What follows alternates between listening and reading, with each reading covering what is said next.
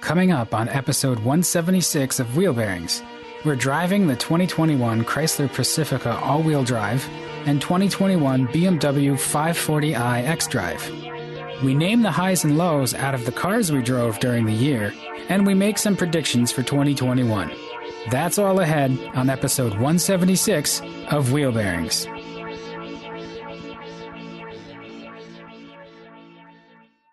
At Arizona State University, we're bringing world-class education from our globally acclaimed faculty to you.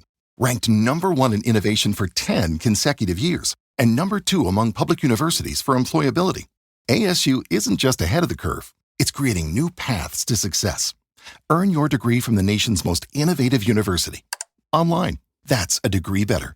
Explore more than 300 undergraduate, graduate, and certificate programs at asuonline.asu.edu. Did you know you can support Wheel Bearings directly? Head to patreon.com/wheelbearingsmedia and you can become a patron today. Your contributions will help fund the platforms and tools we use to bring the podcast to you, and exclusives and improvements are already on the way thanks to your generosity. So if you want to be a part of an automotive podcast like no other, head to patreon.com/wheelbearingsmedia.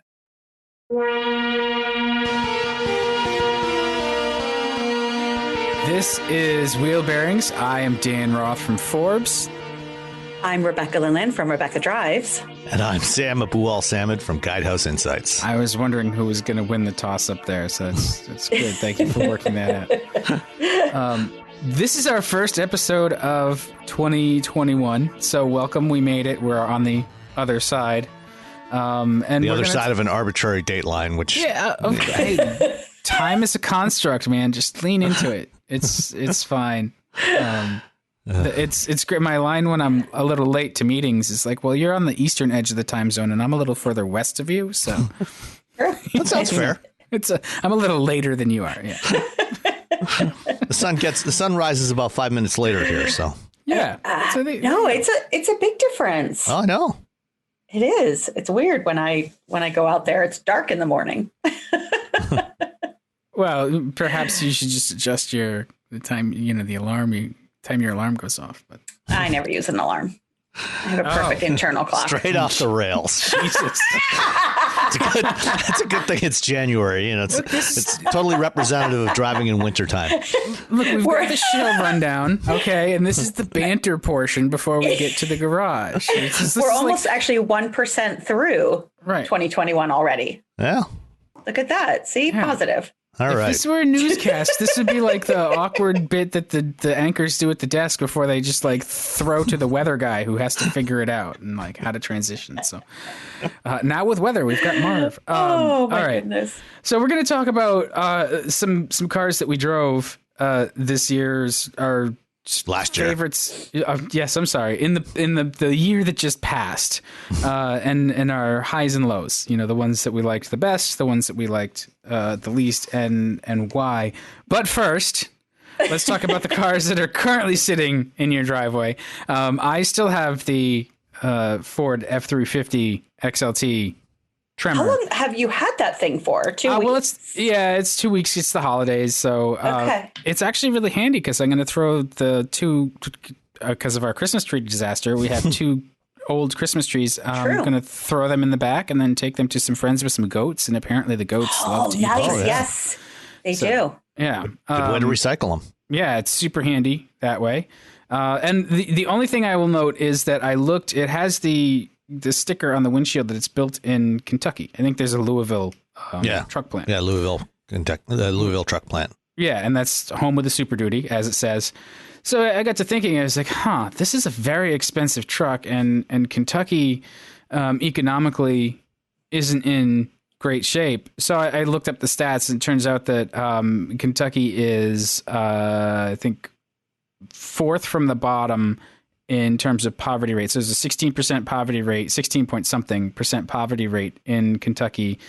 So only 4 states have worse poverty, and they are 44th in median income at like 50,000. So median means like there's half that make less, half that make more, or does that mean I'm so shitty with statistics? It's the midpoint rather than the average. Right.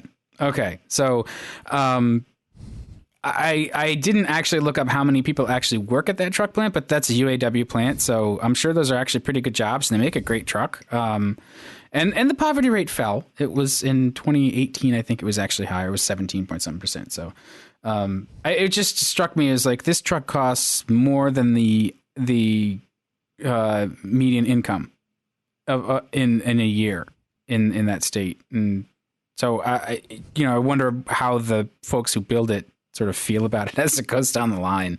When I've worked on stuff that has a huge price tag, and just like it's a weird thing That's true for a lot of vehicles. Oh, for vehicles sure. Are, what's the average income in the US? Like 57,000, somewhere in there. Yeah. And I think the average transaction price in 2020 was just about $39,000. Yeah. That's crazy. Yeah.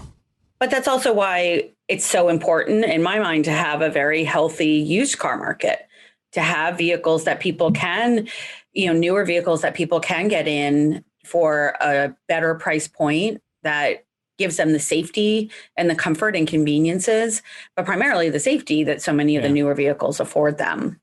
Right. The modern vehicles have become so much more durable and long lasting. The average age of cars on the road in the U.S. now is just over 12 years. Yeah. So it's not at all unusual for, vehicles to last 20, 25, 30 years. There's a lot of vehicles upwards of 20 years old that are still very, perfectly serviceable. Yes. And they're affordable to a lot of people. Yeah, but like Rebecca says, I mean, the issue that you miss out on is the safety improvements. I think about 20-year-old cars, and I'm not sure I'd want to get hit by some of the new, say, pickups that are very popular. That's true. Yeah, it's kind of like walking by a large wall. But and it's not. I'm not trying to make any kind of statement about Kentucky or anything derogatory about Kentucky. It just struck me because honestly, if the median income is $57,000 versus $50,000, that's not going to make a ton of difference whether you're in, say, Massachusetts or Kentucky. It's just the median income is not that different, and cars are expensive. So I started playing with figures for curiosity. So beyond that, you two are driving things. Sam, what are you driving? Rebecca went first in intro. Yes. So Sam, what are you driving? So speaking of expensive vehicles, I had the 2021 Chrysler Pacifica all-wheel drive limited. Is that truly expensive? Yeah, the one I drove, bottom line sticker price, or is it here? $55,265. Right around the median income of the average person. No kidding. Yeah. So granted, this is, actually not quite the top end. The top end of the Pacifica lineup is actually the Pinnacle trim. So there's actually a more expensive version of this. But, this is close to this was a pretty much loaded Pacifica. And, we've talked about the Pacifica in the past. I think we've all driven it at various times in various guises, both the plug-in hybrid version and the gas engine version, which is what this one was. And, it's a fantastic minivan. I think if you need to move people, if you have, younger kids that you need to haul around, I still say that minivans are a vastly superior form factor for that than SUVs.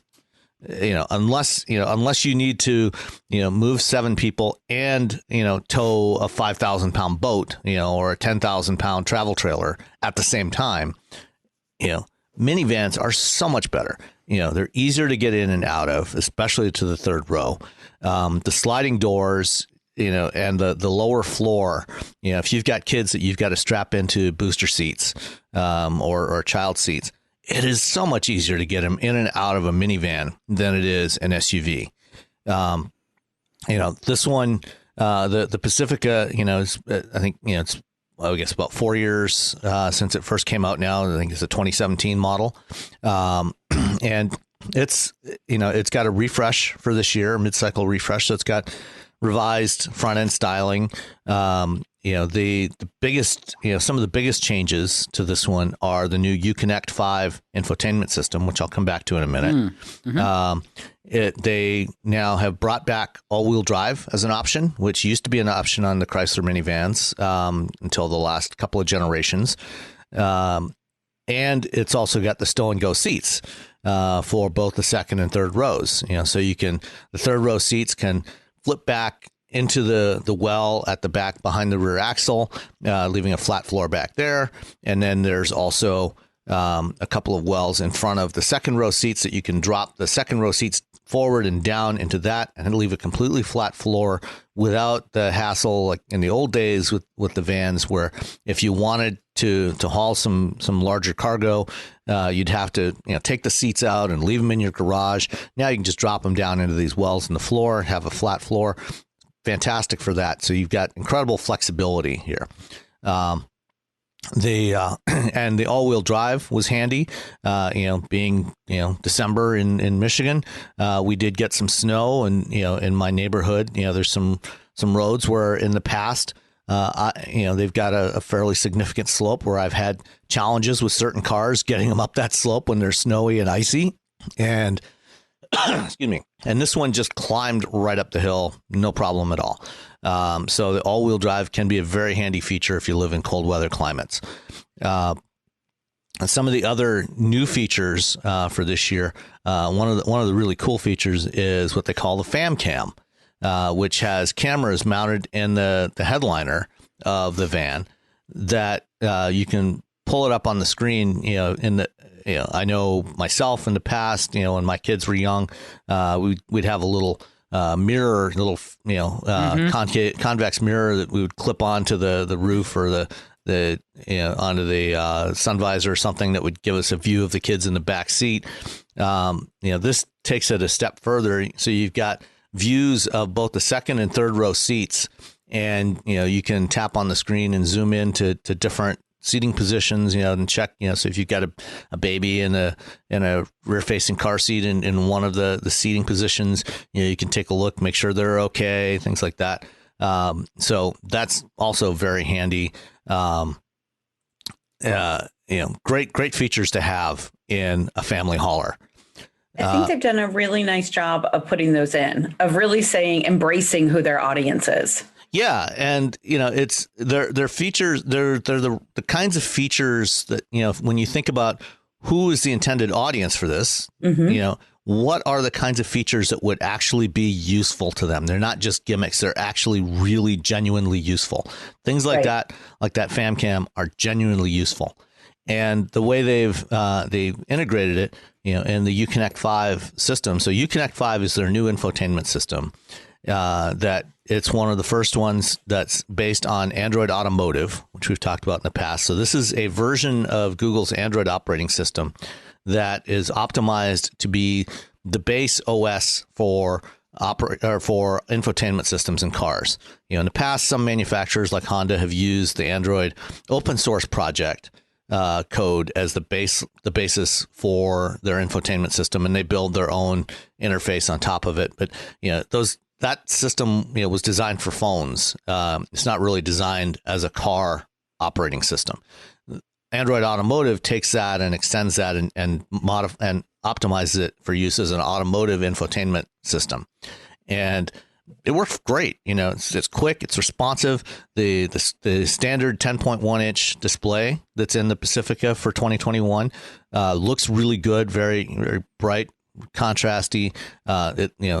Whether sunlight or in the dark, it looks really good. It responds very well. There's no lag or latency when you're tapping on things.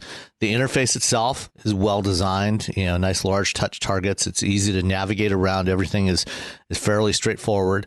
There's a strip at the top where one of the icons on that strip takes you direct to FamCam. So and that's a persistent strip that stays there along the top of the screen. So you can one tap, you can get the views, 3-camera view of the back seats and see what's going on. So if you're on a road trip, one tap, you can see exactly what's happening behind you. Unfortunately, the particular vehicle that was sent to me, turns out the Uconnect box, the connectivity box that handles the communications to the outside world, was non-functional, and they're investigating. It's not clear if it was a problem with the particular box or the one they sent me just hadn't been programmed properly or what the deal was. They're going to get me another one. But what that means is that some of the features of Uconnect 5 were not available. So, for example, with Uconnect 5, the base digital voice assistant system that's built in there is Amazon's Alexa voice services. And so, when you want to pull up music or navigate and, anything else, that you would do with voice controls, you tap on the voice button and the default would be Alexa voice services. And normally the way that works on many of these newer systems, they're hybrid systems. So they've got some component of the voice control that's built into the infotainment system for when you lose connectivity. So you still have basic voice control for navigation and things like that. Does it change personalities? Like when you you can change the voices. No, but like when it drops from like the connected one it goes to simpler system, more like traditional voice recognition. So it's not as natural language capable as the cloud-based system, because you can't do a lot of that stuff locally. So it's got a backup system that can handle basic functionality, but it can't do some of the more sophisticated things that you could normally do with an Amazon Echo type device. And essentially, when it's working, it is essentially an Amazon Echo in your car. So anything you can do with an Echo, you can do with Alexa voice services. It's as I said, that wasn't functioning in this one because it couldn't communicate with the cloud, and there were a few other things that, as a result, also didn't work properly. So I'm going to get another one in a few weeks, and it should be working. I spent some time on the phone with the guys at Chrysler to try to diagnose it, and they found out what was going on. So they're going to get me another one. But aside from that, the rest of it was really good. It has part of what you get with Uconnect 5 is wireless Android Auto and Apple CarPlay support, and there's a wireless charger built in underneath the center stack. So once you get in, first time you get in, you connect to Bluetooth. It asks you if you want to connect to Android Auto or Apple CarPlay, depending on which device you're using. You can set that up, and then you don't have to mess with that again. The next time you get in the car, you don't even have to take your phone out of your pocket or purse. It just, as long as your Bluetooth and Wi-Fi are on your phone, it'll connect, and you can use those interfaces. And when you're doing that, you still get to use Google Assistant or Siri, depending on which device you're using, and it's using the connection through your phone to do those. And as with many of the other cars that I've tested, it's the tip. And I can't remember which one it was that you had, Rebecca, that you had the issue with, where when you were connected with Android Auto, you couldn't use the base, the embedded voice control system. That's the Mazda CX-9. Is that the CX-9? Okay. Yeah. And it turns out that that's also true with the newer Mazda systems. Yeah. So with most other vehicles, if you do a quick tap on the voice button on the steering wheel, it brings up whatever the default voice recognition system is. And in this case, it would normally be Alexa. And then a long press on that voice button will bring up the phone's assistant. And that part worked fine. So no complaints there. I get in the car, I drop my phone on the wireless charger, Android Auto connects, and, I can use whichever system I prefer. So, as far as the cost goes, yes, this particular one, was pretty much loaded up. It was beautiful new color called Ocean Blue. It had the S package, which gives you the blacked out grille and wheels and everything. And actually kind of looks like, if you put a red dome light on the roof, it would look like a Michigan State Police minivan if the state police drove Pacificas instead of Chargers and how much Explorers. was it again? This one was $55,000. Okay, because I was just looking. I had one in last year in 2019 that was $50,000, and it also had the S appearance package and a couple other things. So I'll be interested to see. This one also had all-wheel drive, which wasn't available last year. Okay, right. So the all-wheel drive is very handy to have in wintertime. How did they do all-wheel drive? Is it is there like a drive shaft for it, or is it all just electric motor on the rear axle? No, there's a drive shaft. So all-wheel drive is only available with the 3.8 liter or 3.6 liter Pentastar V6. If you get the plug-in hybrid version, it's still front-wheel drive only. So there's no. And that's what I had. Yeah. So there's no all-wheel drive option right now with the plug-in hybrid. But you can put snows on, don't forget. Yes, and that's highly recommended. If you drive somewhere where there's a lot of snow, and so the touring model starts at $35,000, and then it goes up from there. Adding all-wheel drive is about a $3,000 option on the touring or the Touring L. The limited starts at $48,390. The Pinnacle at $53,400. And last year, when one of the things that Chrysler did when they discontinued the old Dodge Caravan, the previous generation Dodge Caravan, is that finally discontinued? It's done. They're no longer in production. No longer building them. No longer building them. They do offer the. Speaking of 20-year-old, they revived the Voyager branding for a baseline model. Oh, that's right. Yes. So you can get the Voyager, which starts at $27,235. So it's basically a slightly decontented version of the Pacifica. And that as I said, that's much more affordable at $27,235, $28,000, with delivery. And those that's still, you still have, a lot of you still have the same core vehicle, so it drives well, handles well. It's got a nice powertrain in it. I did most of my driving around town. The gas engine version is not the most fuel efficient. It's fairly typical of a minivan like this. EPA fuel economy combined rating is 20 miles per gallon, 17 city, 25 highway. Frankly, if I was going to buy one, unless you really want an all-wheel drive, I would really recommend considering the hybrid, the plug-in hybrid instead. Which also doesn't really get great fuel economy. It does better, but no, I've had really good experience with the hybrid. Really? It gets about depending on you're driving anywhere from 30 to 35 miles of electric driving range. So on a full charge, you can do most of your daily driving without ever using a drop of gas. Yeah, I did 35 miles per gallon on average when I had it. And that was with 33 miles of EV range. Yeah. Okay. So and getting upper 30s is not hard, as an average. We all know I don't try. Yeah. Well, I think part of it probably was the way that I used it when I had it, where it was longer drives, and I don't know. I can't recall being super impressed by the fuel economy. Mine was, I drove it for an hour when I got 35. And then here's another screenshot I took that I got 34 on a shorter drive, 25 minutes, 34 on a 23-minute drive.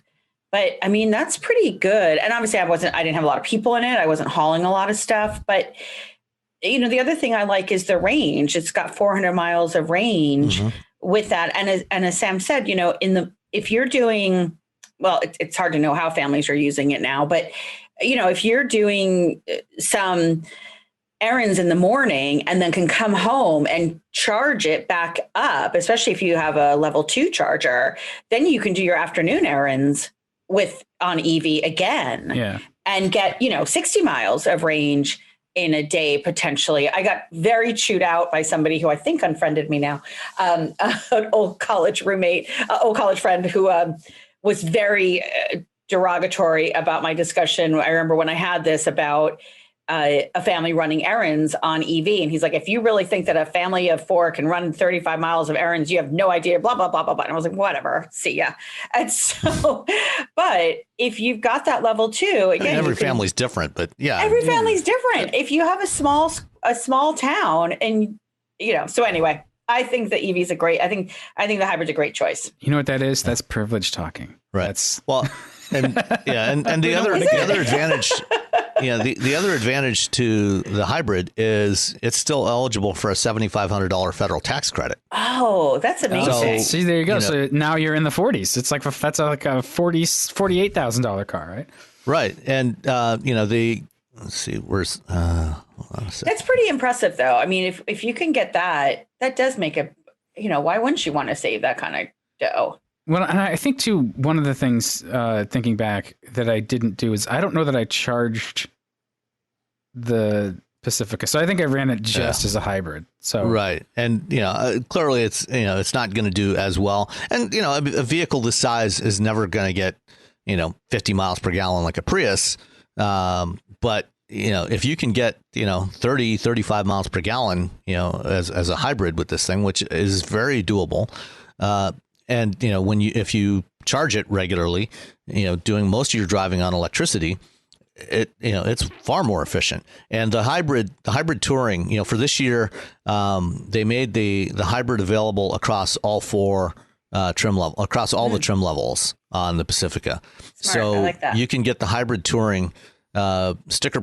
The sticker price starts at $40,000. So, with the tax credit, you're looking down at, under $33,000. To start with, which, is actually pretty reasonable. So here's the thing about being right about the minivan, because every time we have one, we say this, they're the best sort of option for carrying people and things and efficiently. And if we can get 30 with the hybrid, that's pretty great. That's better than I recall. So anything above that is sort of like gravy. A vehicle with that much utility that's that efficient is pretty great. But nobody seems to care.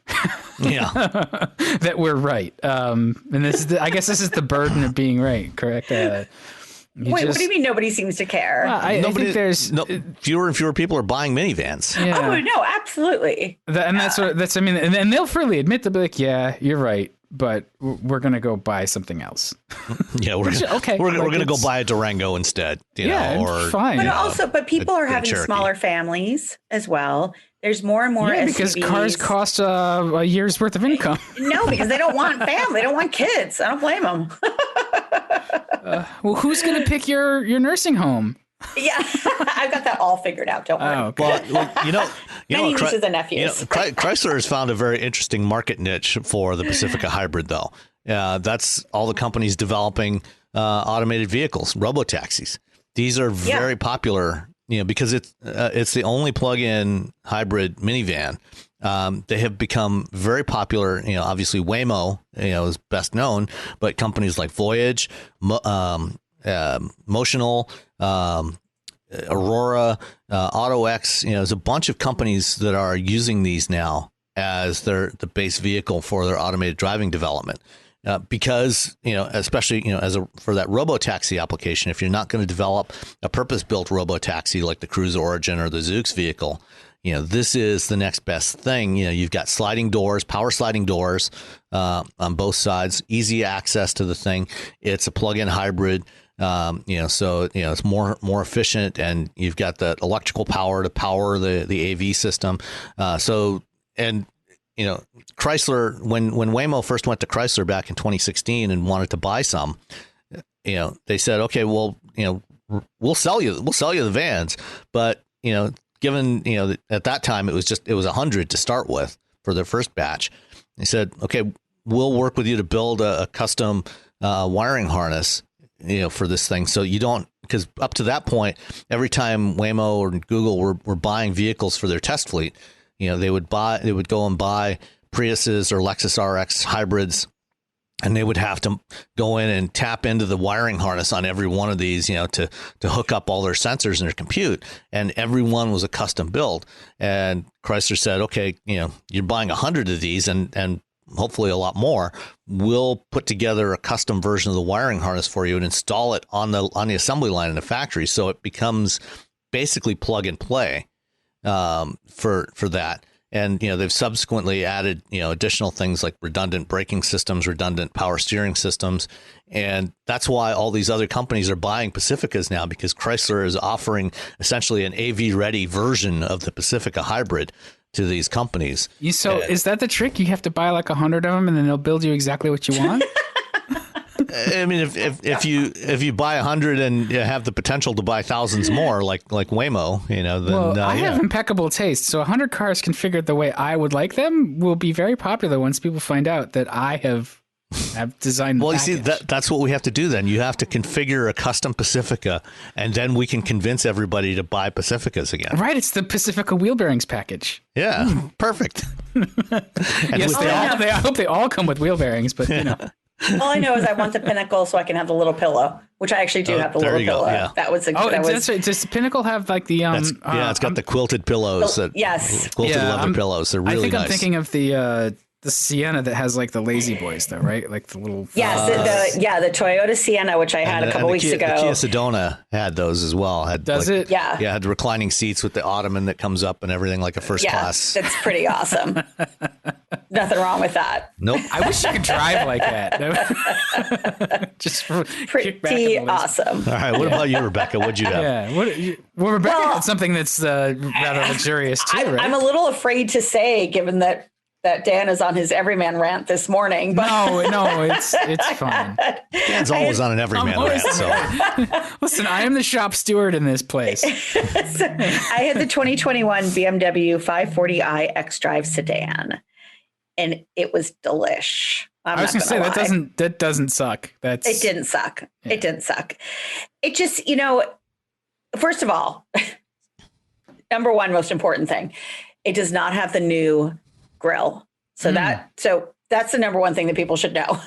And if you don't know what the new grill looks like, you're lucky. It's been very polarizing among auto enthusiasts and car riders. But is it that big of a deal?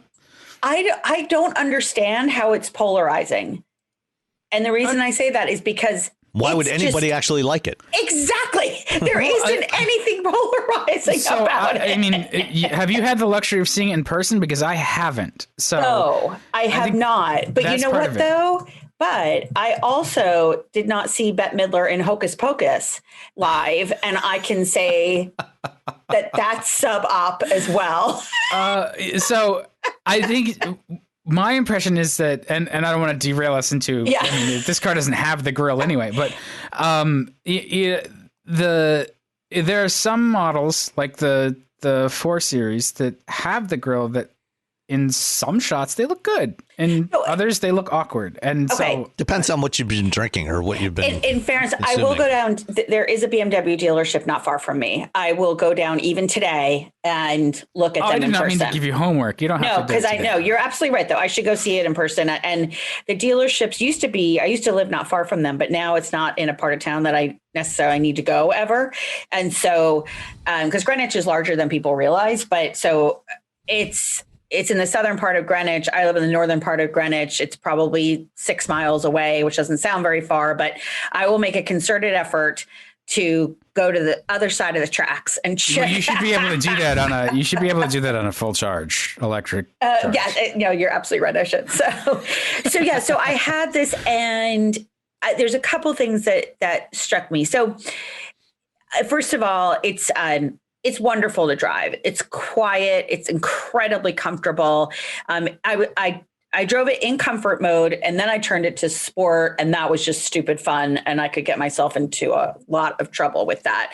There's a road not far from me that is in very poor shape and really needs to be repaved. And it's actually the perfect place to drive things because, nowadays a lot of the roads are often paved, and the the only surface change you really get is just the different sounds you can get from surface changes. But this one in particular, for me, is ideal to drive on and see how the car really responds. And in comfort mode, this thing was probably one of the quietest that I've had in terms of that, both engagement, but also very comfortable. And again, the sport was even more fun than when I put it in there. But the one thing, so my brother Larry's visiting from California, and rest assured, we quarantined and then we got tested before we 5 days into his visit. And we had so much fun in this car. However, the infotainment system, which is, often dominates our conversations about these vehicles, it has that gesture control, which my only gesture to that thing is usually my middle finger, inappropriately and not ladylike at all. But it's much worse when two half Italian people are in the car because you talk with your hands all the time. Oh my God, let me tell you. We set off that thing. It did all sorts of stuff. Just wait till you find out what it ordered from Alexa or from Amazon for you. Like, things just going to show up at the door. So Larry is very Norwegian looking. He looks just like my dad, very tall, blonde hair, blue eyed, exactly like me, right? But we do both talk with our hands. We gesture, and it's very, very funny to watch that thing like try to figure out in its German austerity what the hell these Italians are talking about. So that was the one. That was the only thing that was kind of a downside. But otherwise, it was beautiful. It's got a 3.0 liter, the twin turbo inline six, all-wheel drive. This one has, I think the horsepower is in the threes. Let me just grab that. I think it's 355, isn't it? 335. Yeah, but it's 335. So you had the 540, right? I had the 540i xDrive. So that's a hybrid too, right? No. Yes, exactly. Hybrid? No, so this one has the 48 volt mild hybrid. Okay. Yes. Yeah. So which was, I think Dan was thinking of the plug-in. That's the 540e. No. Right. Yeah. No, I didn't have the 540e.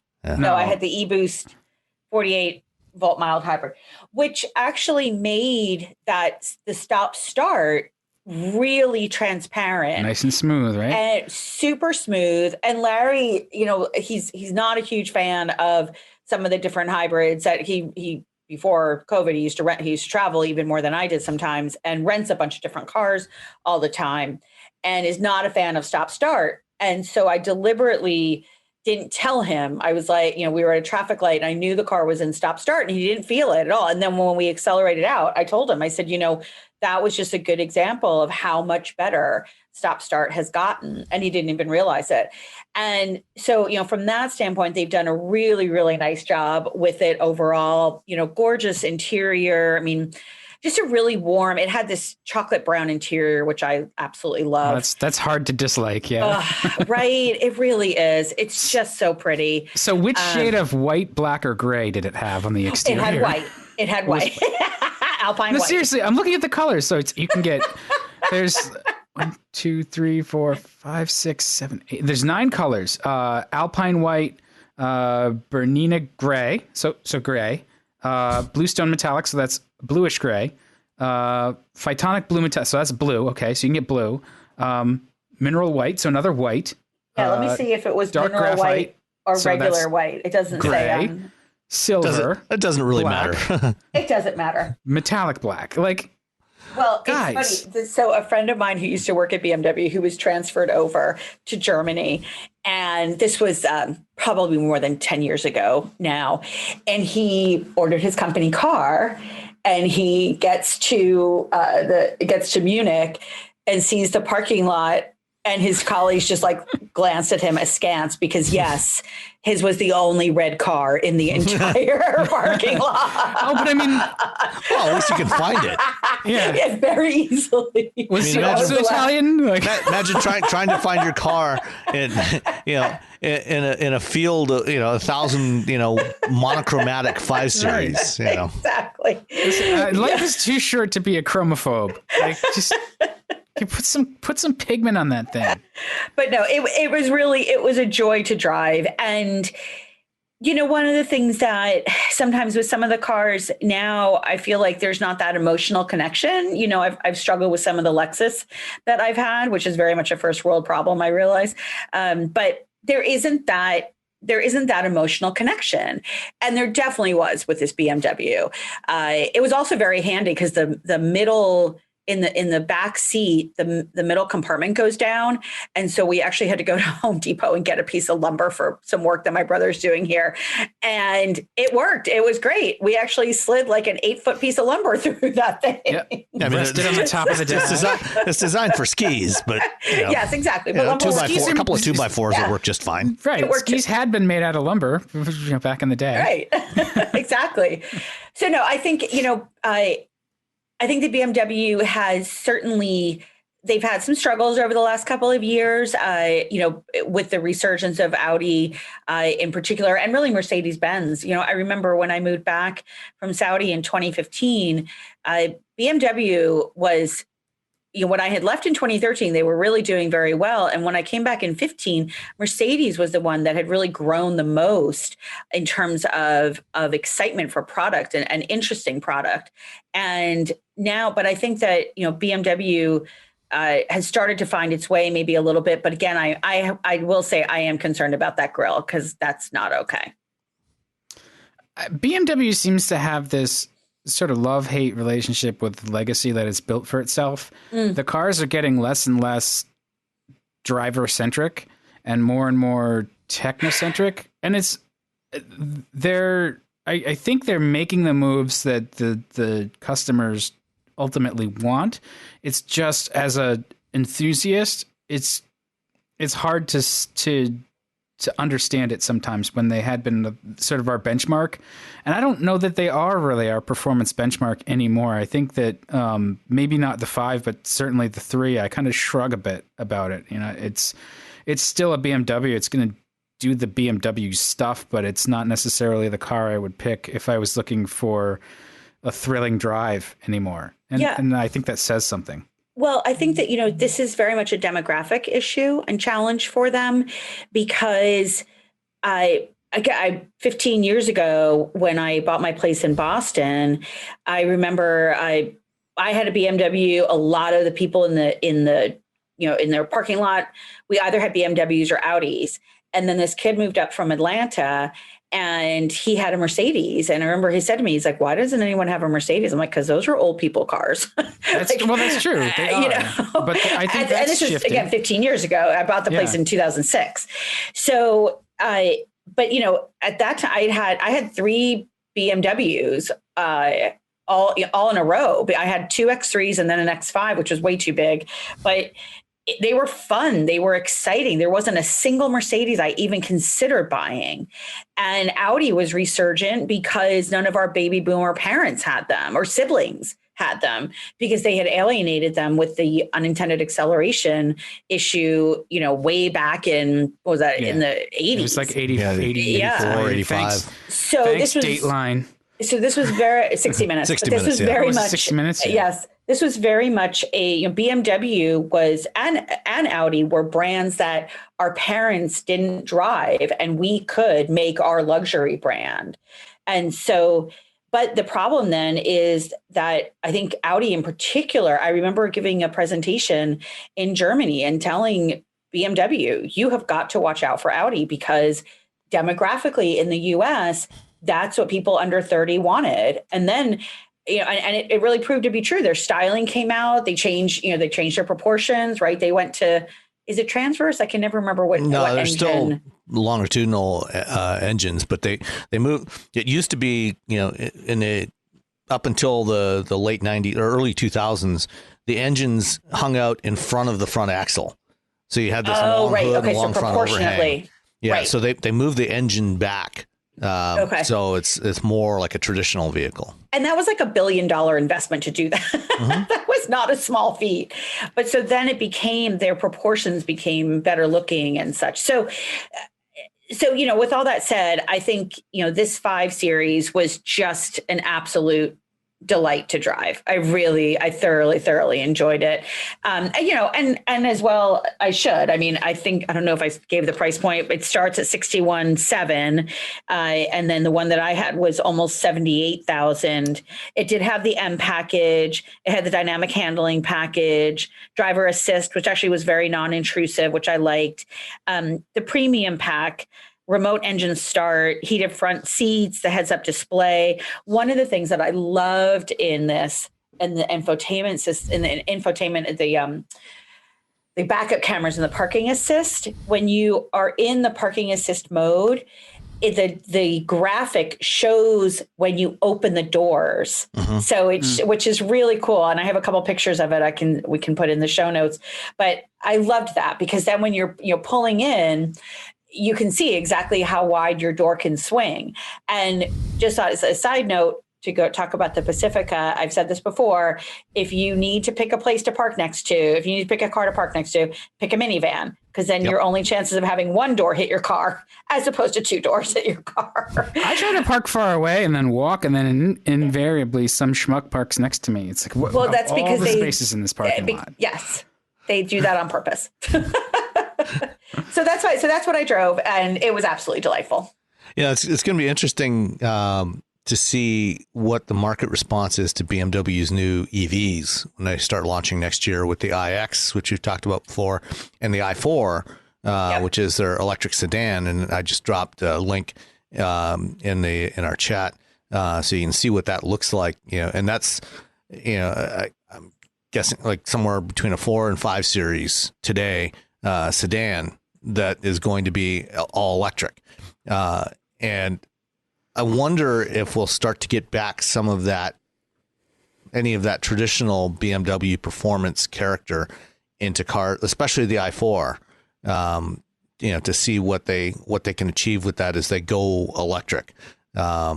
Because, that's clearly, you're losing the powertrain, which has always been an important part of BMW. Obviously it's their middle name, but, right.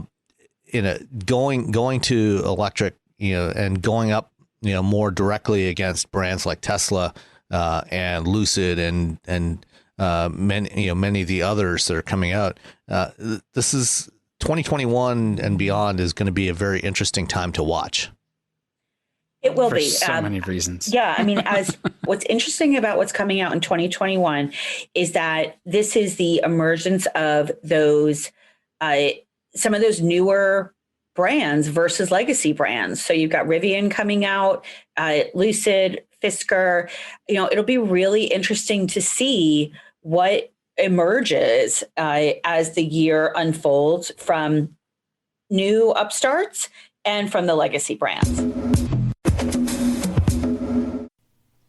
Smartphones have gotten way more expensive over the past decade, and all it takes is one impact on a hard floor to make you wish you had spent a few bucks to put a case on it. Going online without ExpressVPN is like not having a case for your phone, and it only costs a few dollars a month.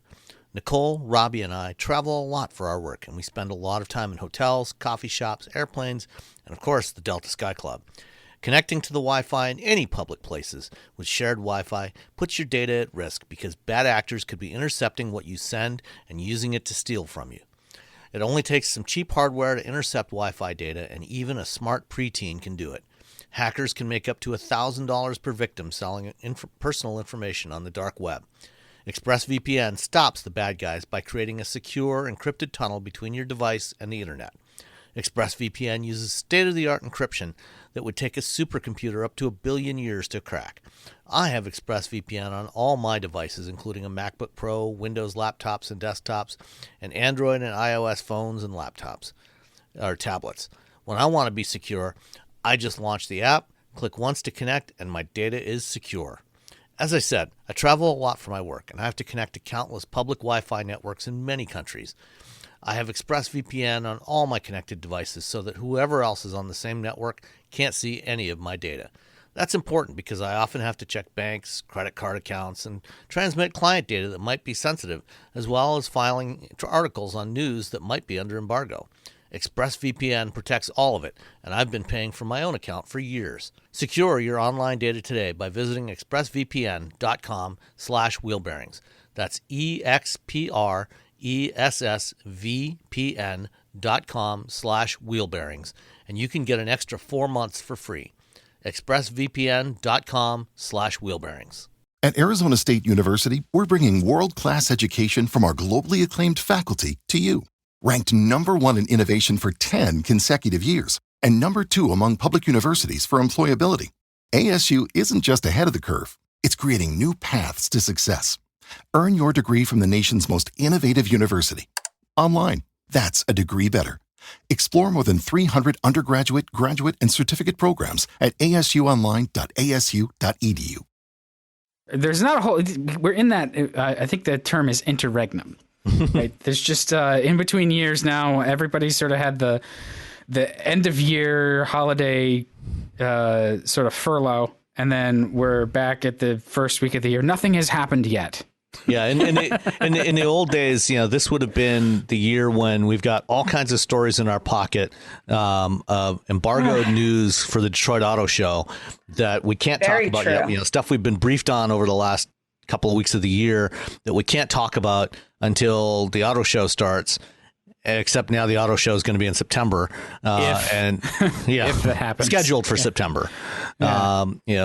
The first auto show I think we've got scheduled now is New York in May, I think, or is it LA? LA. I think LA in May. New York's going to be in August. I don't know when the Chicago show is going to be. It's not going to be in February. And then the only other thing we've got is CES, which is a week away. Maybe next week we might be able to start talking about some of that. Probably not. There's no news, basically, is what I'm saying. Right. So and we don't have year-end results yet either, because we're taping this too soon. Right. Too early in the year. What were some of your highs and lows, automotively speaking, of the past year? Dan, why don't you go first to follow our garage? All right, I'll go first. So, I really loved the amount of trucks I got to drive this year. I drove more pickups this year than I did, I think, in the previous couple of years. It was, for whatever reason, and I think this was almost a media loan sort of fleet-wide thing. Everybody got a lot of trucks. Truck sales went through the roof this year once auto sales kind of recovered a bit from the spring. And it was great because they do sell in such big numbers. They're such versatile vehicles. They're so popular. I get to drive basically everything Ford makes. I drove Rams and Chevys, and I liked that quite a bit. But I don't know that while I loved all the trucks and I certainly have my favorite, I don't think that's the favorite thing I drove all year. But I will say my favorite truck was the Silverado. I liked that quite a bit. And I had the Trail Why was Boss. that? It's quiet and smooth and refined. I like the way it looks. I like the way it goes down the road. I like the seating position. People talk about the interior quality and the GM's lagging. I don't know that it's any worse than like Ford. It's definitely better than what I've seen in the Tundra. I haven't had a Titan in a while. The Ram is certainly the king of interior quality. But it wasn't offensive to me. It was comfortable and everything worked nicely. It was really good to drive, even with the Trail Boss package that has the knobbier tires. And I managed to actually squeeze 20 miles per gallon out of that thing on the highway. Wow. With which engine? Was that the 5.3 or the 5.3? Yeah. Okay. Yeah. But it's got the raised suspension and the knobby tires, which don't do you any favors. I was definitely trying, but the fact that you can do that when there's nobody else on the road because everybody's in pandemic lockdown, it helps. But the favorite thing I drove was actually another Chevrolet, the Bolt. I finally got a chance to spend a week with the Bolt, and I just was really, really fascinated by it and so impressed with how just how much of a total package it is.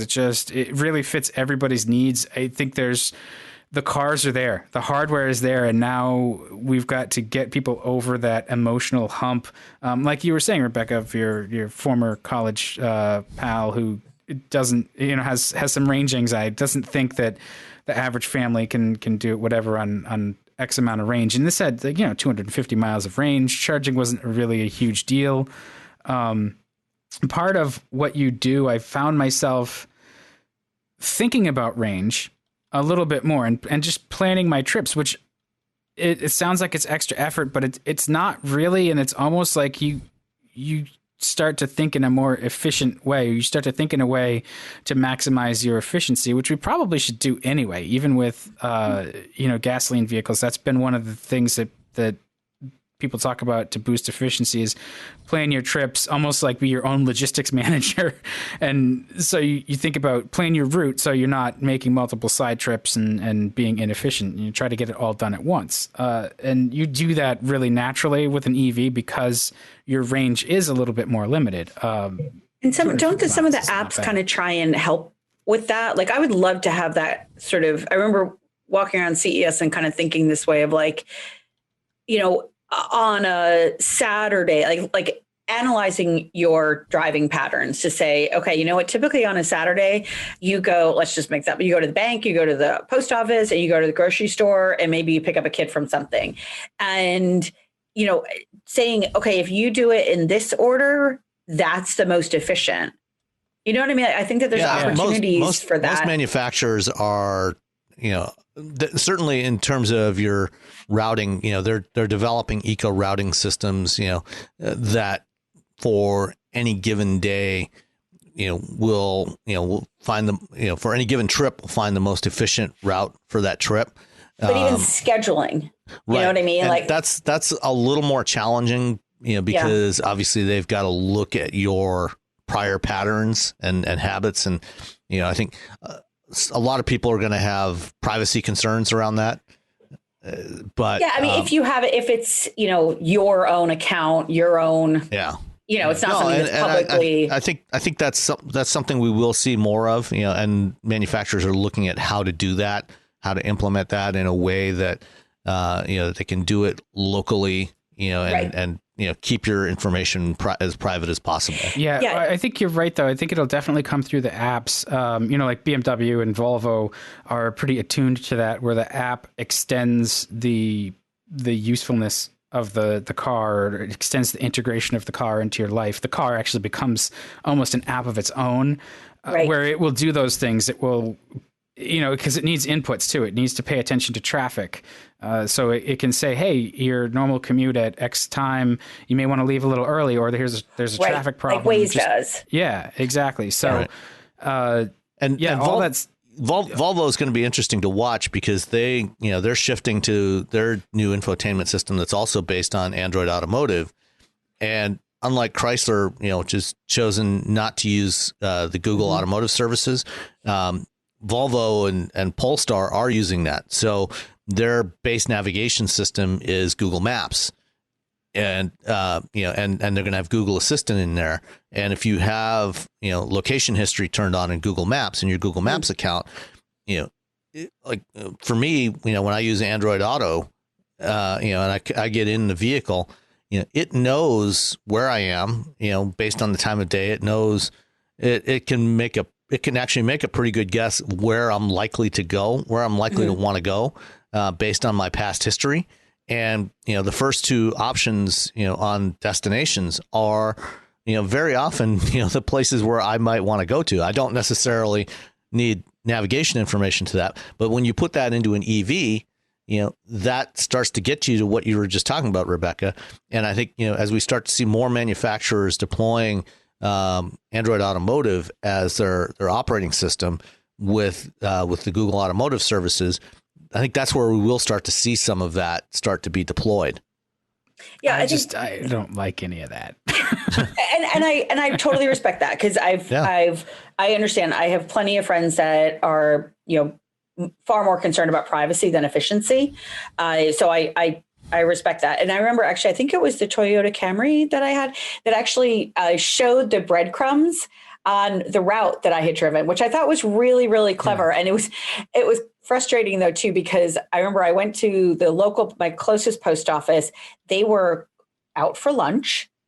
Literally and figuratively.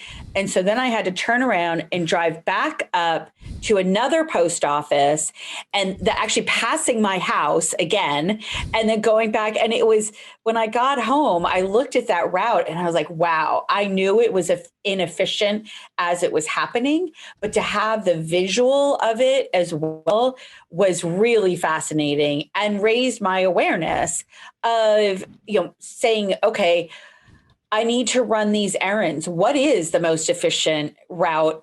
Factoring in traffic, factoring in all these different inputs that you have opportunities to. I got a tweet just this morning saying that this road up the street from me is closed because there was a car accident. Thankfully, nobody was injured, but that road is closed, there's no other reason for it to be closed.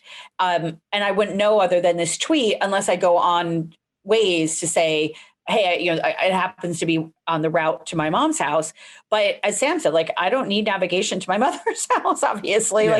But I need that input for sure, because then I would alternate my route and go a different way. So those are the kinds of things. And if your battery's not charged, then it can also say, hey, if this is where you want to go, you should probably stop here to, grab some juice. Yes, absolutely. Absolutely. So I think that there's unfortunately, there's an element of privacy.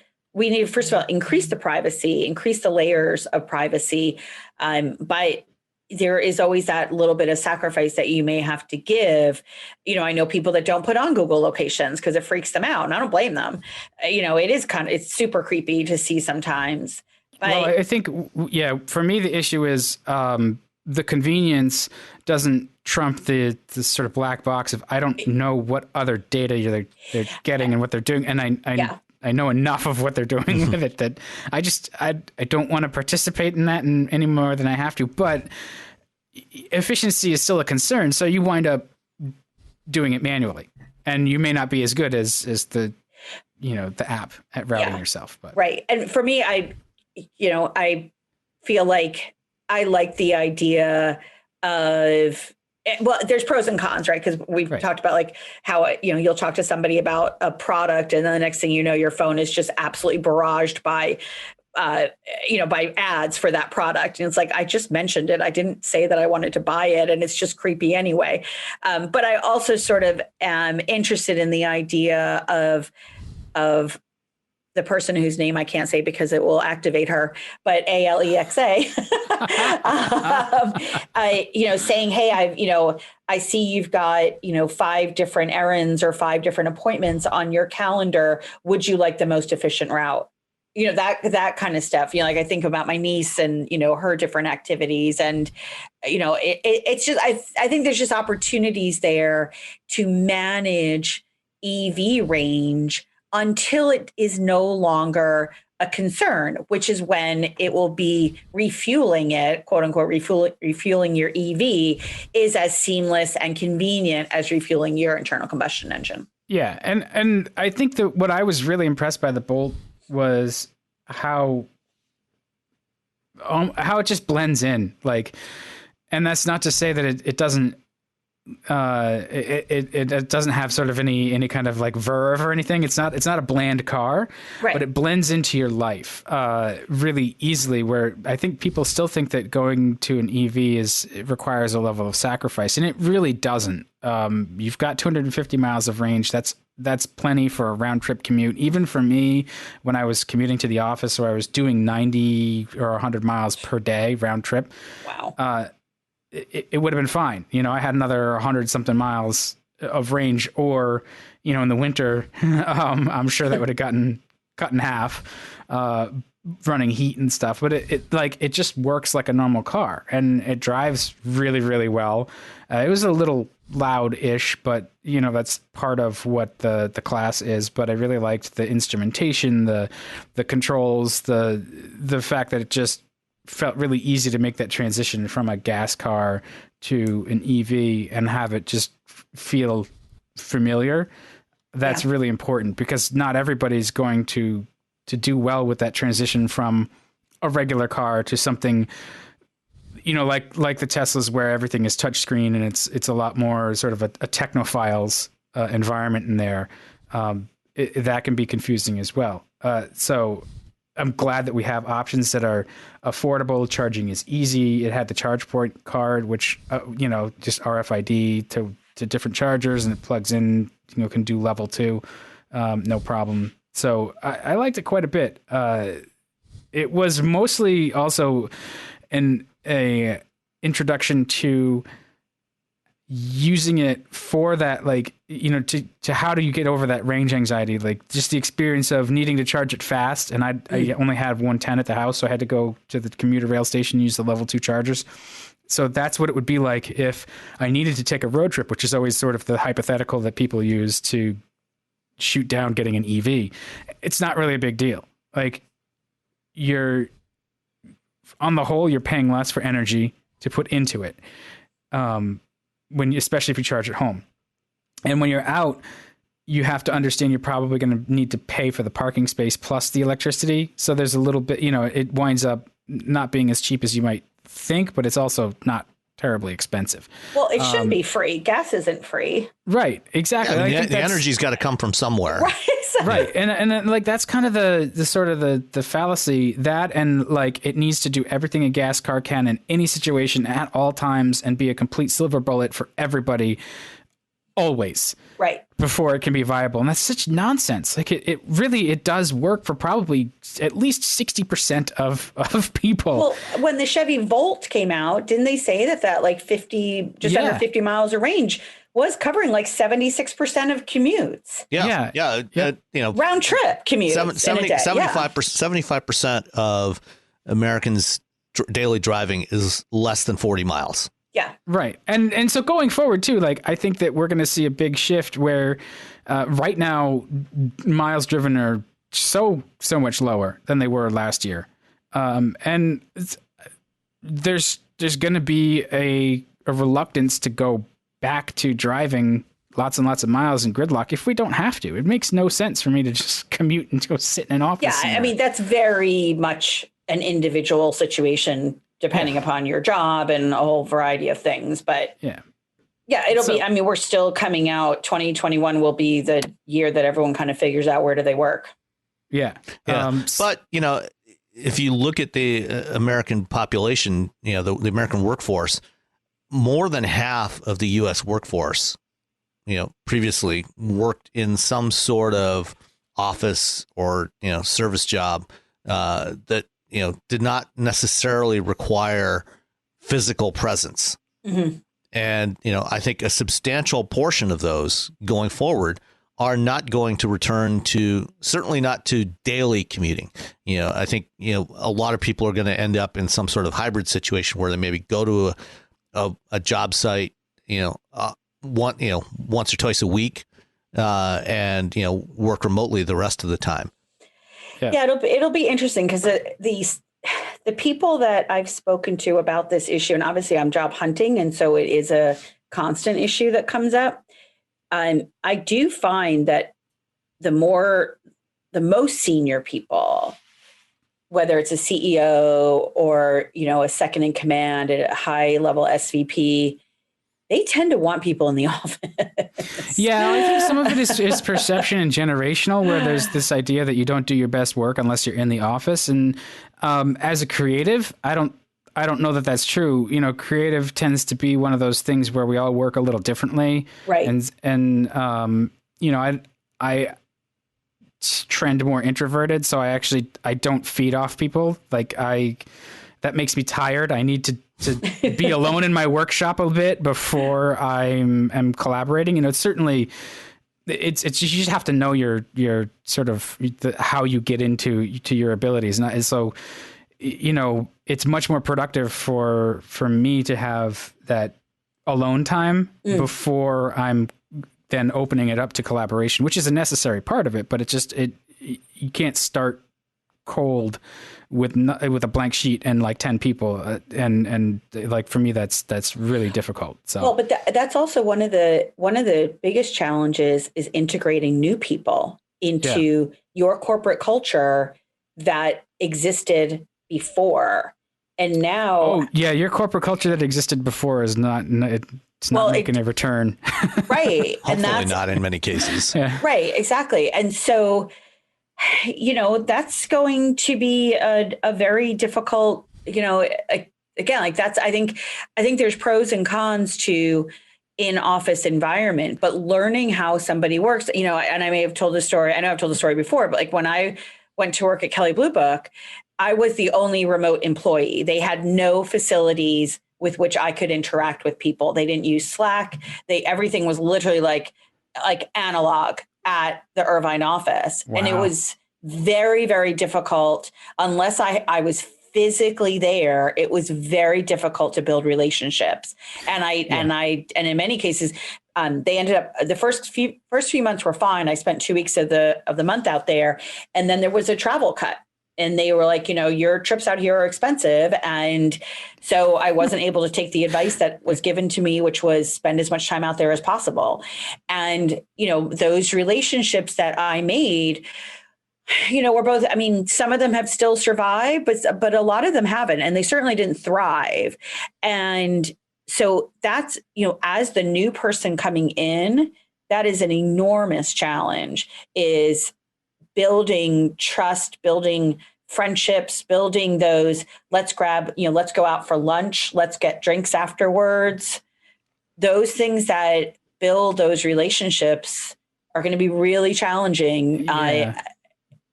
Yeah. So and it's funny because this has probably hurt me throughout my career. I don't tend to do that. Like, hey, let's go out for drinks after. I'll do the lunch thing from time to time. But the thing that I think has really facilitated those work relationships over the years has been stuff like Slack or email or other sort of chat platforms. Like for Autoblog, we were all over the place, and those are relationships that, I'm still talking to those people. Sure. Sam's on the show.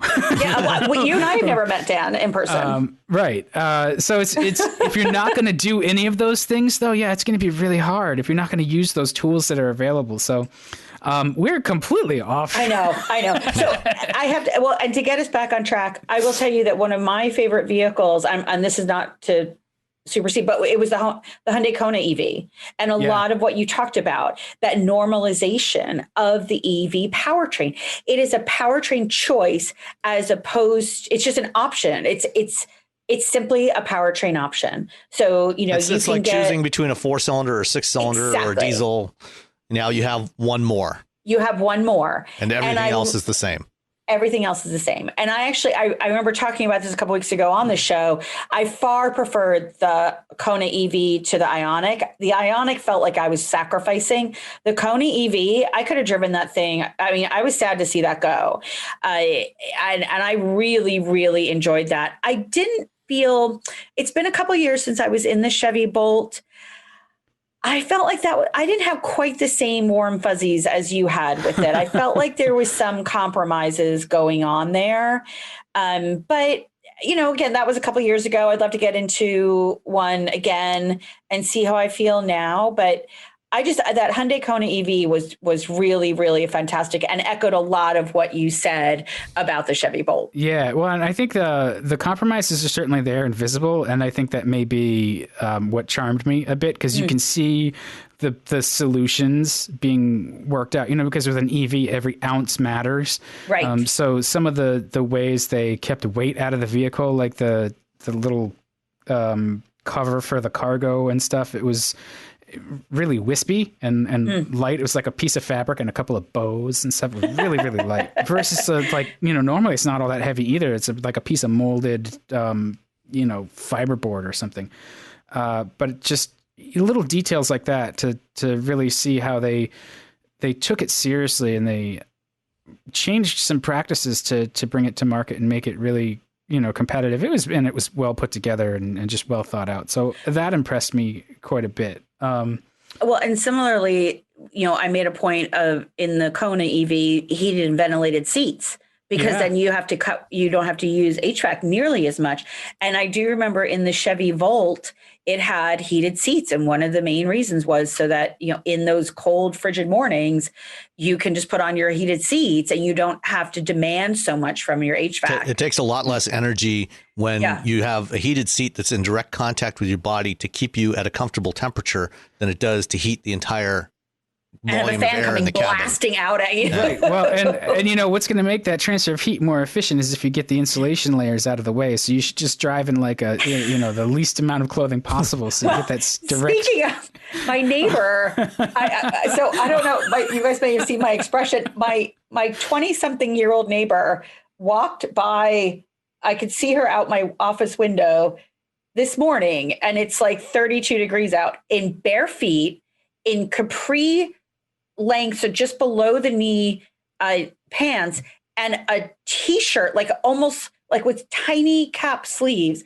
This chick is unusual, but that was bizarro. I think she's going to get the other day mail. when I was walking Daisy, bare feet. the other day when I was walking Daisy, I saw there was somebody in the neighborhood that was jumping rope in his driveway in t-shirt and shorts. He did have shoes on, but jumping rope generates she's heat. going to get the mail bare feet, and they have a gravel driveway. Like, there's nothing that made sense about that situation. I don't do the bare feet. I do the I have delicate little feet. So that was my favorite. Okay. And we didn't drive. I'm sure you'll agree. We didn't drive anything outright bad. I don't think I've been in an outright bad car in a long time. Even the Mitsubishi Mirage, which I think gets pointed at as a terrible car, it's a terrible solution for our market, but it's not a terrible car. It's just not a good fit. So my least favorite this year, I think, was probably the Subaru Outback and Legacy. And again, why? Not because they're bad cars, but they have that new infotainment system that I hate it. I have the Crosstrek in my driveway right now. So you probably have the Crosstrek Sport with the new 2.5 liter engine. That was delightful. That had the one I just had a couple weeks ago had the older Starlink infotainment, but the Legacy and Outback have that large portrait oriented screen, almost like they're trying to have their own version of Census, and just the colors and the icons and the functional choices. It's hard to find what you're looking for, especially at a glance. The touch targets are small. It times back out, so it doesn't stay on a screen if you want it to stay there. It goes back to the default all the time. It's confusing and it's slow. Sometimes it's not super responsive. So I couldn't get past not liking it. No, fair enough. I respect that. I mean, I didn't have that same repellent feel. I went on the launch of the Outback. I have not had one at home here. And as I have learned, that can be a big difference. Spending a week with something versus, going on the launch, and spending a week with the infotainment system in particular can be a very different experience. Yeah. And it's great otherwise. I mean, the Subaru makes pretty great recipe in different sizes. They've found their niche, and they've really been successful with it. Their sales keep going up, although this year. But this year's different. But because they don't have any full-size pickups. Right. Yeah. I mean, I think, and you're absolutely right. I do have a different one, but just looking at my review, I mean, for me, the Outback, it supported the Android Auto, Apple CarPlay. So I didn't tend to have as many of those issues, but I also only used it for a day or day and a half. And a lot of times we don't even turn on the radio. We don't interact with it. The navigation is built in, or they've programmed the navigation for us. So on a drive, when we're on a media drive, it's very different than having something at home, dropped in our driveway and here you go figure it out. That's why a lot of times I think our interaction at a media launch, it can be quite different than when we actually have it at home. Yeah. Well, and I think too, spending more than a week with it might soften some of that impression. Sure. I might get Fair more enough. used to it. I did use CarPlay with it, but I felt that like navigating around between the different features and the way it worked, even with CarPlay, was not the smoothest. So yeah, it's a great car though. Like, this is the thing. Like, it was my least favorite, which doesn't mean it's bad. It just means that I liked it the least of all the things that I drove. So somebody else's turn. You two duke it out. Figure out who's going next. No, well, and, Sam, Sam, if you don't mind, I'll go only because I had a very similar experience. So I think, as you do, we drove a lot of really great cars, and it's so hard to pick favorites. I mean, from a cost is no object standpoint, I'm going to have to go with Aston Martin DB11 because that's just stupid not to. That's an option. So I'm going to go with that one as easily one of my favorite cars of the year. On a more reasonable level, though, I've got to give credit to Genesis because the GV80 that I got a chance to drive, again, only for a day, not even a full day, but that was just what they've done with that vehicle and at the price point, that they've done. And we talked about this. It was just really, really impressive. It's an incredibly competitive segment, that midsize luxury, 5 to 7 seat. But I just think they've done a beautiful exterior wise. We spent far too much time probably bitching about how ugly the BMW grille is. Genesis is just gorgeous. I think that they've done an incredible job with that vehicle. I hope more people will get a chance to drive it, to give that brand an opportunity, because looking across at all the Genesis that I drove, the G90 was kind of a little staid, but they've just done an incredible job, even, with their sedans and with their SUV. So I think from both a brand and overall, I think that GV80 was definitely a highlight for me. I also, on kind of from a different price point, the Hyundai Sonata, both the hybrid and the non-hybrid, were also real standouts for me. I think the Sonata hybrid, it just did so many really good things. The styling is really sharp on it. The price, $36,000, was really, really good. It was a delight to drive. And as a sedan, it was comfortable. It was engaging. It did a lot of things really, really well. So that was another highlight for me. And then there's so many more that I could pick from. We love all the cars. Please keep sending them to us. Yes, no, it's true. I do agree with you wholeheartedly, Rebecca, on both the Genesis, the GV80, as well as the G80 sedan, which is basically just the lowrider version of the GV80, and the Sonata. All excellent vehicles. Yeah, they really were. So then on the other end of the spectrum, and this is why I kind of forced my way in to go next, it was that Mazda CX-9. And I know I talked about it on the show. And then conversing with Mazda further, that the lack of being able to use the built-in or the native language capabilities when you have Android Auto or Apple CarPlay activated, I just have never encountered that before. And I don't know of another manufacturer with that. We've got 3 options to interact with an infotainment system. You've got touch, you've got voice, and you've got like dial control. And they've taken away touch and they took away voice. And I don't understand that. I don't understand how that was a good, safe decision.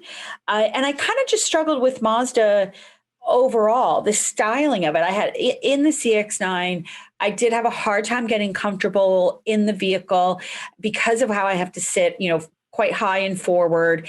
The roof line, the A pillar with the windshield is sloped so rakishly that I've had issues with that. And it's frustrating because they are such great vehicles. The interiors are beautiful. They're fun to drive. They're engaging. There's, Sam and I had gone, I think we drove together on the CX-30 launch.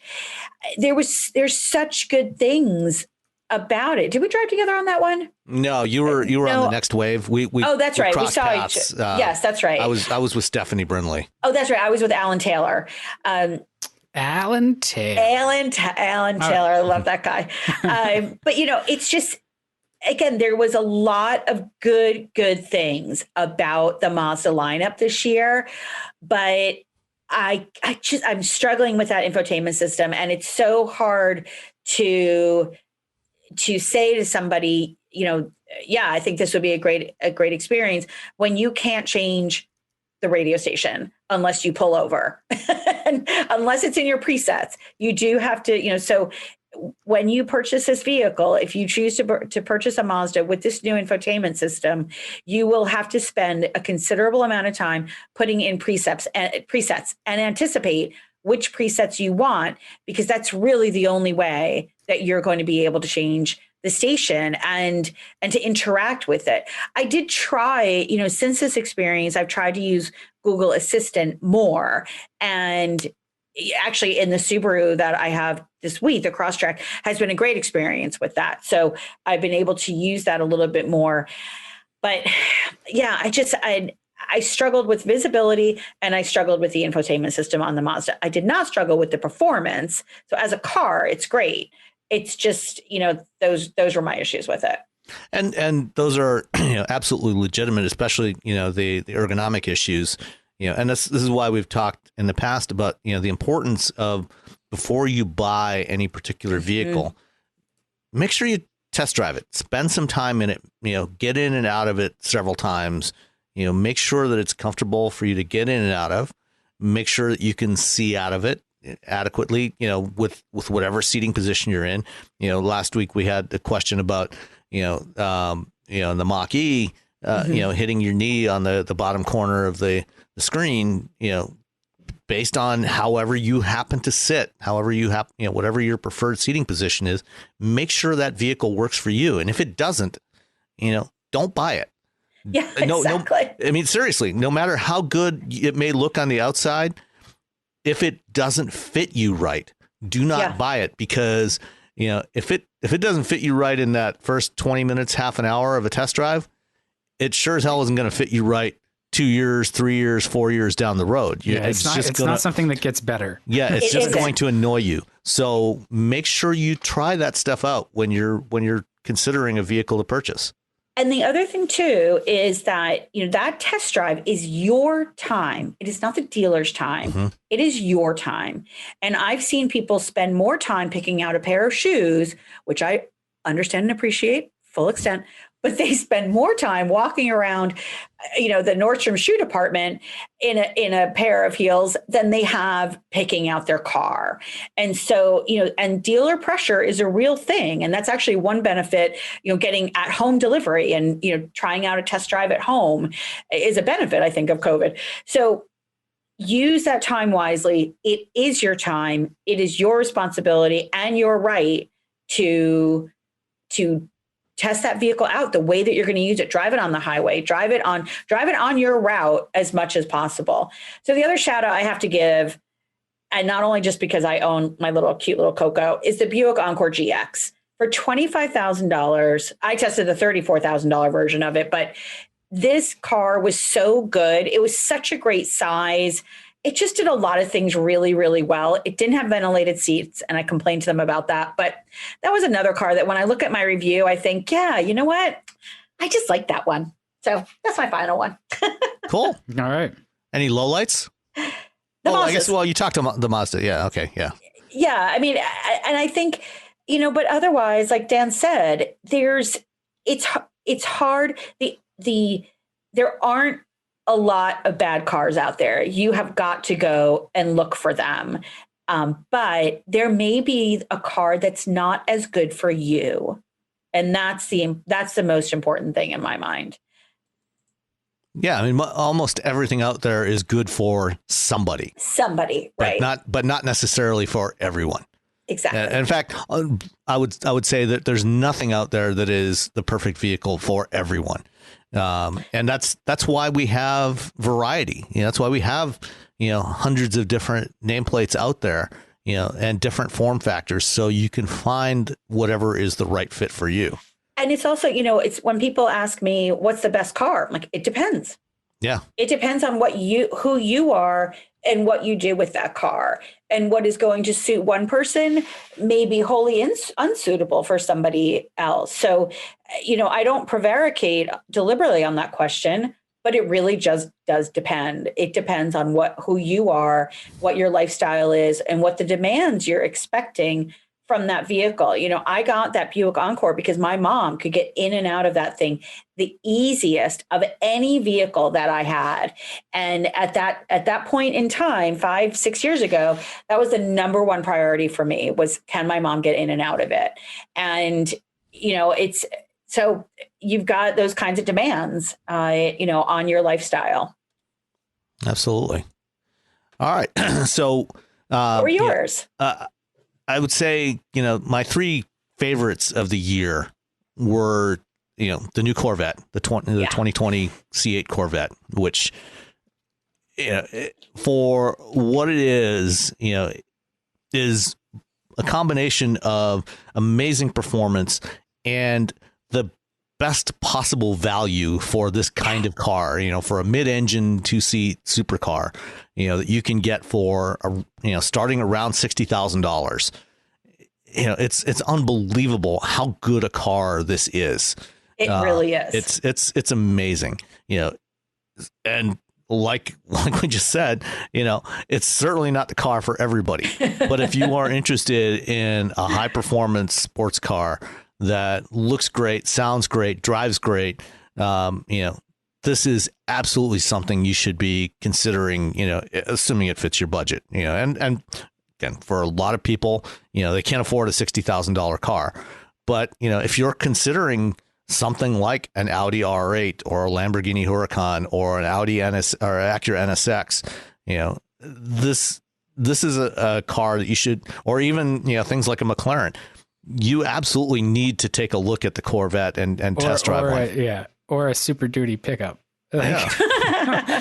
Well, seriously, the truck in my driveway is $63,000. So yeah, there you go. But if your needs include a pickup truck as opposed to a sports car, then you need to get your priorities in order. Exactly. but you're right, Sam. I mean, the one that I test drove on the launch was $85,000, and it was easily as good, if not better, than the Acura MDX, NSX. What am I talking about? The NSX, thank you. Which is much more. Yeah, at $85,000, it's still at least half the price of any of the other cars I mentioned. Absolutely. Absolutely. No, they've done an incredible job with that. I'm still not a huge fan of the interior. I don't like the middle spine that bifurcates. That's my biggest complaint about it. Yeah. But at least for the 2021 models, they have made the camera mirror system as standard equipment. So even on the base LT1, you don't have to step up to the next trim level to get the camera mirror. It's standard now across the board on all of them. So you have much better visibility behind you, which is hugely important in a car like that. Yeah. So, sure. Next up, the Ford Mustang Mach-E. It's the first time Ford's ever built a purpose-built EV. And it's also the first vehicle with a Mustang badge on it that isn't a coupe or a convertible with an internal combustion engine in the front driving the rear wheels. And a lot of people, have huge concerns about that. I'm at the point where, I certainly had concerns about it when they first hinted at it a couple of years ago at the Detroit Auto Show and hinted that it might be called the Mach 1. I thought that was a bad idea. I said that to Jim Farley, and I have no pretense that he paid any attention to me specifically, but he certainly listened to the crowd that wailed about that, but they did keep the Mustang name, and I'm fine with it. It is what it is, as they say. But the Mach-E, if you're looking for an EV that has room for five, that is, I think design is obviously very subjective. I like the way it looks. It's certainly. It's much higher riding than any Mustang before, but compared to most utilities, it's actually relatively low. It drives great. It looks great. Everything about it. I think it's a really well executed vehicle, and as long as they can build them correctly, then I think Ford is going to have a huge success with this thing, and it bodes well for what Ford is going to be doing in the future with EVs. Yeah, I think it's a great iteration of one of their most iconic assets, which is the Mustang name. Yeah. And I think it's a great evolution of what else, of rethinking what a Mustang looks like and feels like and performs. And EVs are known for their torque. I mean, they're known for performance. So you can still get that same feeling. And I think they did a good job of honoring and respecting that Mustang nameplate with this vehicle. Yeah, and the market, as we know, has moved away from coupes and convertibles. We're obviously all sad about that, but that is the reality of the situation. Yeah. And if you're going to stay in business, you've got to respond to what the market wants. And I think that this is right now for this time, is probably the best possible response that Ford could make to keep the Mustang brand alive and relevant in the market going forward, and also as a way to attract people that like the Mustang brand, to bring them in to EVs, to Ford EVs. So, it's going to be fascinating to watch over the next couple of years as all of these legacy automakers try to battle it out both amongst themselves and also with all the newcomers in the market to grab the EV market share, and we'll see how that plays out. But I think that as a first step for Ford, they've done a lot of things right with this vehicle, and then as off in a completely different direction, the Jeep Gladiator Mojave. I think what they did with the Mojave to the Gladiator, I love it. I think it's great. It's not a vehicle that I would likely ever buy, but it was a lot of fun to drive. Now, why wouldn't you buy it? Just out of curiosity. I don't personally have a need or a want for an off-road vehicle. Okay. It's not an inexpensive vehicle. If I did, it is absolutely one that would be, near the top of my list. Okay. Because I like the way it drives on dirt roads, especially rough dirt roads. The driving dynamics are excellent. I like the way it drives a lot better than the F-150 Raptor. I think the Raptor, which is both the Mojave and the Gladiator Mojave and the Raptor are both designed as high speed off road vehicles as opposed to dedicated rock crawlers. Okay. And the Raptor, feels a lot softer and mushier, whereas the Mojave feels much more controlled. And I like the way it drives, especially on the road, but also off the road. I preferred the way it drives. And it's got that those fun aspects of a Jeep Wrangler. You can take the roof off, you can take the doors off if you want. You've got that flexibility, for that if you're into that kind of lifestyle.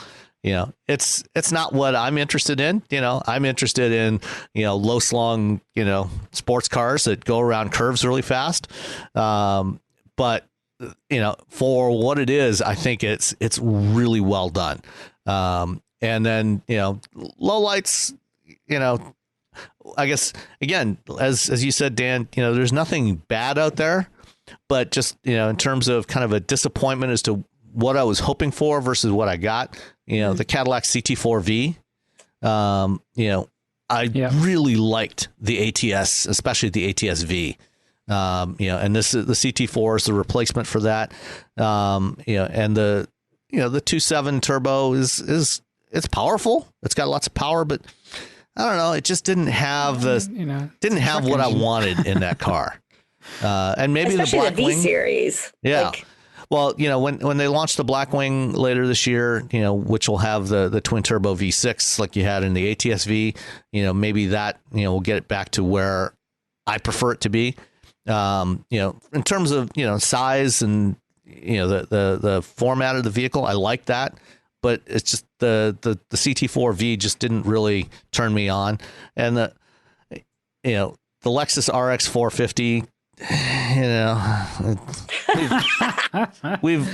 we've waxed on about the RX numerous times over the past year. There's going to be a new one coming. Yes, it is at the end of its life cycle. Yeah. And finally the Prius. Oh yes, it's time. That's interesting from you, because the Prius for a long time, it blazed the path, and it was one of those things that we wound up finding ourselves defending, even as enthusiasts, saying look, it's not exciting to drive, but it's quite a technological achievement, and it really does move the needle. And now it's kind of and it served its purpose. And just as a couple of years ago, I when I talked about the Prius C. Which is basically a hybrid Yaris. I loved that thing. That was my favorite Prius. When it launched, it had a purpose. How which was are we to friends, Dan? create a more affordable, hybrid from Toyota. All the variants of the Prius had a purpose, which was, as you say, to blaze that path of electrification. Mm-hmm. They served that purpose. Mm-hmm. Hybridization is now a mainstream thing. You can get hybrids in almost every Toyota now, except for the Tundra. And sometimes you don't even realize that it's a hybrid. Like the Defender 110 I just had. I had to look that up. Yeah, well, that's a mild hybrid. Yeah, but still, it's but hybridization. Even the Prius style, strong hybrid system. You can get that in the RAV, the Corolla, the Camry, the Avalon, the Highlander, the Sienna, and the Prius its sales have been declining for years. The RAV4 hybrid is now the most popular Toyota hybrid. Last year, in 2020, or at least up through the end of November, so the first 11 months of the year, 27% of RAV4s sold in the U.S. were hybrids. It is by far the most popular hybrid sold in the U.S. And, similar market share, is coming in, for a lot of the other Toyota hybrids. So I think that the Prius served its purpose, blazing that trail. It's time to let it go. And I don't expect to see a next generation Prius in the U.S. market. Oh, that's interesting. I didn't realize that. Did I know that? Was that no? That's just my opinion. Are you breaking news? I'm just guessing. Given the way the market has shifted away from smaller cars, right? I would be shocked if Toyota bothers to bring a next generation Prius to the U.S. market. Well, as you say, when you have opportunities in potentially higher profit vehicles, also, like the RAV4 hybrid and such, there's a lot of other options out there. Well, even the Corolla. I mean, when you've got the Corolla hybrid, there's really no reason, especially for something as weird looking as the current generation Prius. The infotainment, the looks. It's so funny. When I drove it this summer, I did not want to drive it. I didn't want to be seen driving it. Yeah. I can sympathize with that. So again, it's not that it's bad. It's just, its day has, it's seen its day. It's time to move on. I felt very, very baby boomer and not very Gen X in it. It's like, look, I'm becoming my parents. Exactly. Oh my goodness. All right. So I think that's our highlights and our lowlights. Any quick predictions for the year? I have one. Okay. but it's a pretty universal prediction. I think this is always going to be the case. But I think in 2021, this is not the year we see fully autonomous self-driving cars on the road in a sort of mass way. We've got some on the road, like with Waymo, and they're doing limited testing. Self-driving doesn't hit the market this year. That's my prediction. I feel bold confident. Statement. Yeah. No, I think that I could see this year, as we talked about, kind of evolving as our commutes evolve, as our workspaces evolve. I think our use of the vehicle will continue to evolve. A third of the luxury market is leases, and those are going to still be coming up. And it'll be interesting to see what people do. And how we use our vehicles. I mean, I feel like some days I just want to get out of my house and I need to go for a drive. And that speaks more towards a sports oriented car, something that is more performance based, more emotional. But it also means, I've talked to my brother-in-law about this, because sometimes, in his busy household, he just needs quiet. And I'm like, go for a drive and take that conference call. Not a Zoom call, obviously, but a conference call, like in the park, go sit at the beach, go sit in your car. And so how you're using that car, I think it'll be very interesting to see what we find out over the course of 2021. Yeah, I agree. Okay. Right. And if you want to hear my predictions on autonomous vehicles in 2021, check out the latest episode of the No Parking podcast. I'll include a link to that. Brian Selesky and the CEO of Argo AI and Alex Roy and I chatted for about an hour about that stuff. Hit some myths on AVs. But, I think the other thing I think we're going to see that we will see this year is, a really big expansion of EVs. We're certainly getting a lot of new models coming to market this year. And I think we're going to see a big growth in sales of EVs in 2020 or 2021 and beyond, because in addition to the Mach-E and the Ford E-Transit, GM is going to be launching several EVs this year, starting with the Hummer. The Lyriq is coming. Cadillac Lyriq's coming early next year. But Mary Barra is doing opening keynote for CES in a little over a week, and she's expected to announce Chevy Silverado EV and possibly other EVs. So we're going to see a bunch of stuff from GM, the VW ID4 and other VW EVs and Audi EVs coming to market this year. Some newcomers like Lucid, the Nissan Ariya is coming this fall.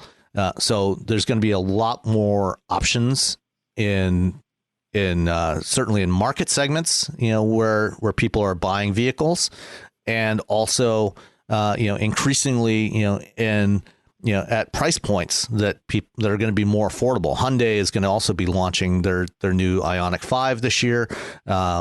Kia is going to be launching some new EVs this year. So there's going to be a lot of competition at various price points and different market segments. And so I think that's going to be the big thing to watch.